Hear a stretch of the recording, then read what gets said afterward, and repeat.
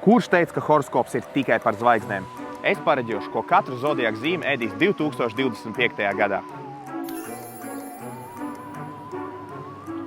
Auns vienmēr zina labāk. Tieši tāpat kā vectēvs. Tāpēc Auns izvēlās vectēvs apamdesas. Paēdis vērsts, vargāst kauns. Vai vismaz pārcelt brokastis uz pusdienām. Tāpēc leduskapī vienmēr jābūt brokastu bekonam vai vismaz brokastu pastētē. Tītara hotdog desiņa ir kā radīta dviņu zīmē. Perfekta jūsu dubultajai personībai. Vēzis ir kā šķiņķis ar olīvēm. Noslēpumā, bet ar foršu pildījumu. Kad iepazīs, sapratīs. Karaliskā lauva ir pelnījusi karalisku ēdienu. Un kas var būt karaliskāks par steiku? Jaunavs meklē perfekciju. Gan dzīvē, gan desās. Šī desa ir bez liekā, bet ar savu pipariņu. Svari vienmēr šaubās. Kupāti vai spināti?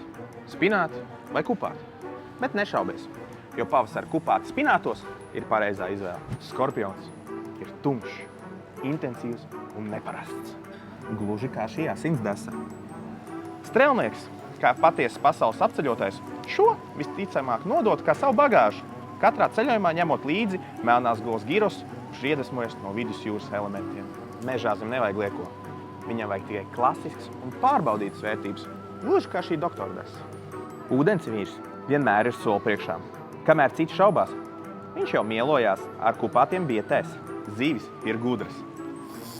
Viņas uz visu neuzķerās. Tieši tāpēc viņas izvēlēs iecienīto desu.